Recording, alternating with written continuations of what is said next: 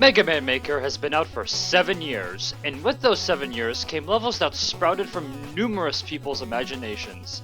However, for other people, as soon as they open the editor, there's that one question that pops into their minds.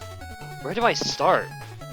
Well, if this is you, then you've come to the right place. I'm Fan, and this is tips and tricks to build a level in Mega Man Maker.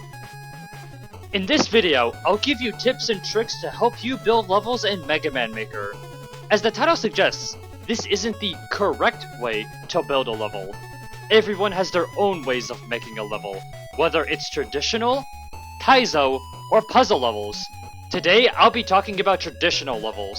So sorry kaizo lovers, this video isn't for you. With that being said, let's get to it! Before even starting work on a level, you gotta come up with an idea. This is where my first tip comes into play. Don't overcomplicate the idea. What I mean by this is that sometimes it's easy to think that the main idea has to be big and complicated, but the main idea doesn't really have to be that. Sometimes the simplest things can leave a lot of possibilities for you to explore and even play with. While some complex ideas may be very creative and fun to do, going too far could cause a lot of problems like a massive load of burnout. However, if you feel like you could pull off a complex theme, go for it, I'm not stopping you. For my example that I'll use for this video, I'll be theming my level around Mega Man traversing through a small portion of a city until he reaches a military base surrounded by a barren desert. Now that you think about it, it kinda reminds me of Commando Man's setting. This brings me to my second tip. Taking inspiration is completely okay. Taking big or small things from various games can help you think of ideas to further flesh out your level, as well as possibly improving previous segments you made along the way. Playing your favorite Mega Man games and taking what you found was interesting or great and putting it into your own levels can make a significant change on how fun it will be. For example, I'm going to show you a side-by-side comparison of my levels compared to my inspiration.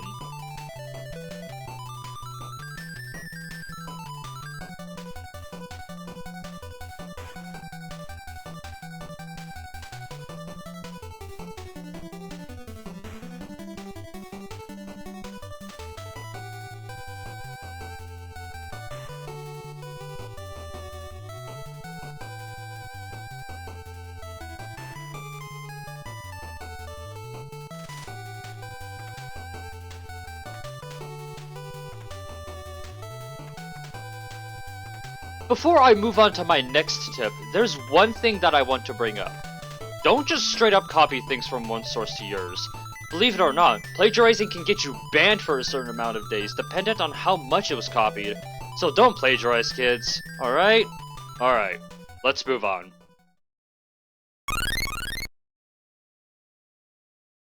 My third tip is to keep the difficulty curve. Think of it like a gradual increase. You want to keep the difficulty going, but not make it too lax because you'll have an easy and boring level. But at the same time, you don't want to make it too steep or you'll have a rage-inducing experience. One thing to keep the difficulty curve is by learning the difficulty curve itself. One way to keep the difficulty curve is by learning the difficulty curve itself. Here's a little guide to maintain a simple curve on its own. Step 1. Introduce the object in a safe manner. Here we have one of the gimmicks from my military level, the Count Bomb. Now it's not the best to just put it in a level because players are not going to understand how it works. So that's why you put it in an area where it's safe for the player to learn how it works. It's only when the player has adapted to the gimmick where you can start putting out challenge. I'll use this room for example.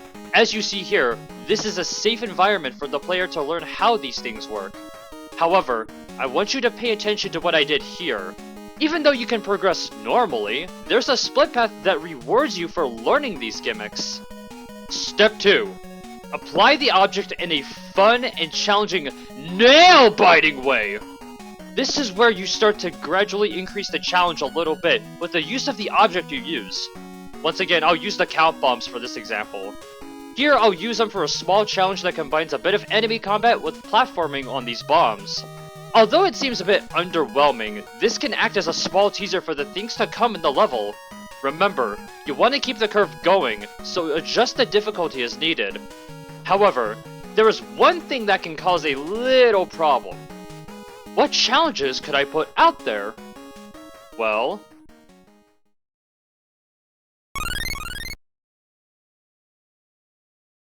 if you are having troubles thinking of challenges, experimenting with some assets will greatly help.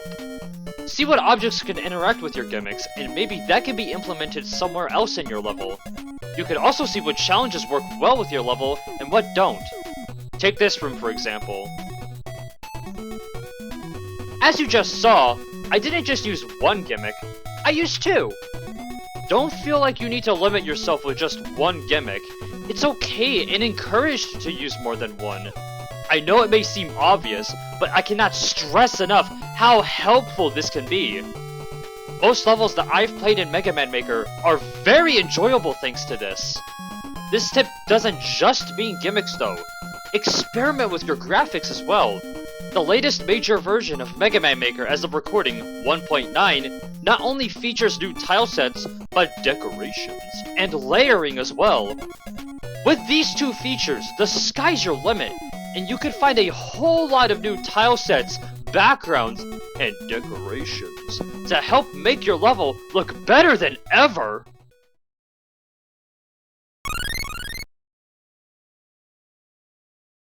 Let's go back to tip 3 for a second.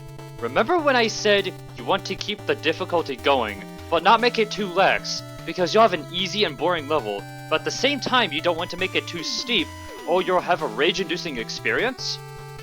Well, this is where my next tip comes in. Playtest your levels. This is a great way to ensure that you're keeping the difficulty curve in check. There are two ways to playtest levels. Do it yourself, or have a friend do it.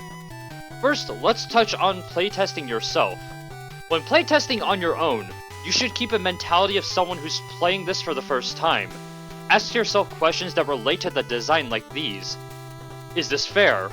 Is the level engaging and fun? How does this flow with the others? Of course, it's natural to answer those questions and adapt from there. The same can be said for normal playtesting, but the only difference is that you're receiving feedback from a person instead of self-evaluation, which can be a whole lot more helpful because you are consulting a third party instead of yourself. Of course, if you don't have any friends... Get out!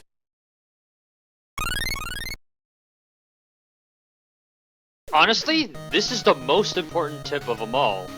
If you're not having fun with your own content, then what's the point of doing it? That's the point of playing Mega Man Maker, to have fun with it, to build your imagination.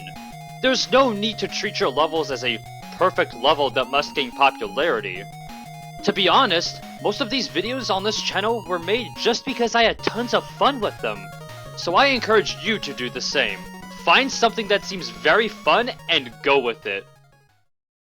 If you made it to the end, thank you for watching. I hope this video gave you a takeaway or two to improve your level building skills. With version 1.9 out, we finally get a chance to expand our horizons with the power of layers, and if I were being honest, there was a lot of levels that did a fantastic job implementing these. And if you want to follow these tips, I'm sure you'll get to be one of those creators too. Well, that's a wrap for 2024. Wow, what a fantastic start! From starting in August to now, I had so much fun coming up with new ideas for content, doing collabs with others, and learning so many new things along the way. I want to genuinely thank you guys for supporting the channel, and I hope you'll love what I have to offer in 2025. What are your tips on building a level? How was your year? Let me know down in the comments below, cause I will love to have a chat with y'all.